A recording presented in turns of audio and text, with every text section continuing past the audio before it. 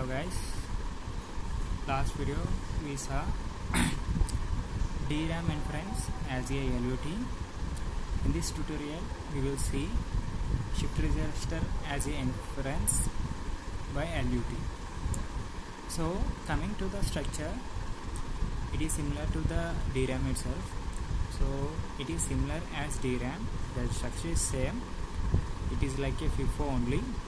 So you know that each and every block act as a register. So if I implement SISO shift register, I know that there is a one input called DN and one output DOut. So I will give DN as a one pin of LUT, remaining 5 pins I used as a address. So by 5 input lines I can have a 32 number of locations in my LUT, that means FIFO. So in 32 locations I can store the data. So one pin is act as a DN and remaining 5 pins act as a address lines. So these 32 address lines act as a registers, that means normal D flip-flop. So what will happen, this is the sequence. So these are the D flip-flops, so in which one LUT act as a 32-bit shift register. That means each block of this act as a D flip-flop of 1 bit. So in a such a way that 32 D flip-flops were there. So internally it is connected like a shifting operation. So every clock pulse is applied, so the data will be shifted to one to this and another to this in this fashion. So first clock pulse, the data is given to this D flip-flop, that will send to the second one. In the next clock pulse, the third clock pulse, it will send to the next. Like that, DOut will be available at the 32 clock pulse. So because 32 flip-flops were there in the LUT, this will be possible by 5 address lines. So what you know that the conclusion is one LUT act as a 32-bit shift register because we are providing 5 address lines. That 5 address lines act as a continuous chain of 32-bit flip-flops, 32 flip-flops in which each clock cycle it will give one clock cycle delay. So after 32 clock delays, you will get output from the shift register. So hence cascading the LUTs can implement 128-bit shift register. How? Because in each slice you have a 4 LUTs. If one LUT act as a 32-bit shift register, so 4 LUTs will have 128-bit clock cycle delays. So it will act as a 128-bit shift register. So SRL can be inferred, and the input and output data types is 2 flip-flops were inferred at the every SRL edge. So if you write a piece of code for to infer the SISO, you can take 128 down 0 is the depth of memory.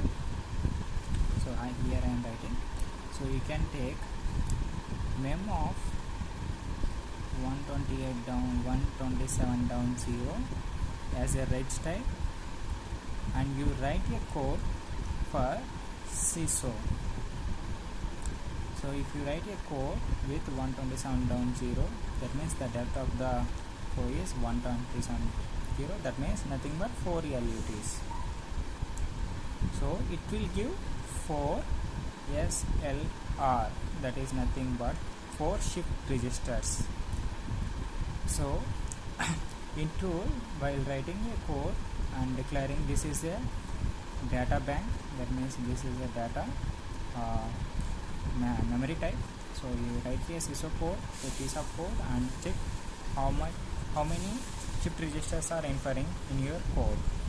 So if you connect LUT, 4 LUTs cascading together, you will get 128-bit shift register. So how to connect? In first LUT you will use DN as an input, and address lines is common to every LUT.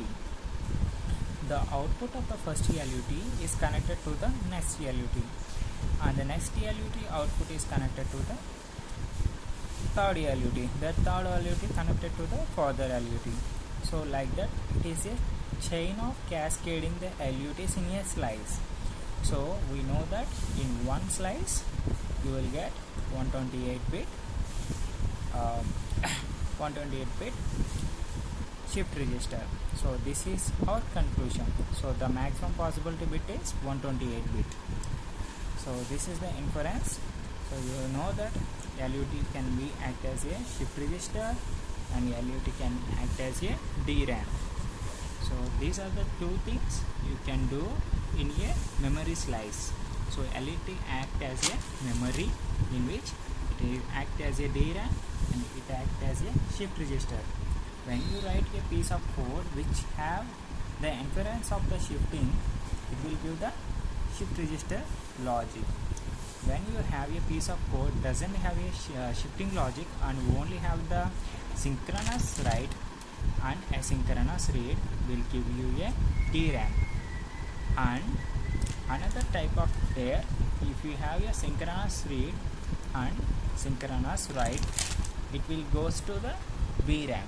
It is also a memory, but it is not compared with LUT. And coming to the last point here, the output and input will be held with reg data types. When you are writing a piece of code,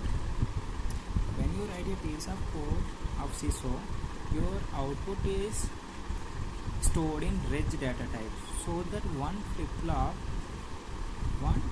will hold the output.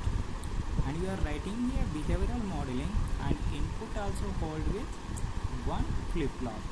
So while writing a 127.0, we infer 4 SLR registers and 2 FDRE flip-flops to hold the input data and to hold the output data. So these are the things about the LUT as a memory. Thank you, Anand.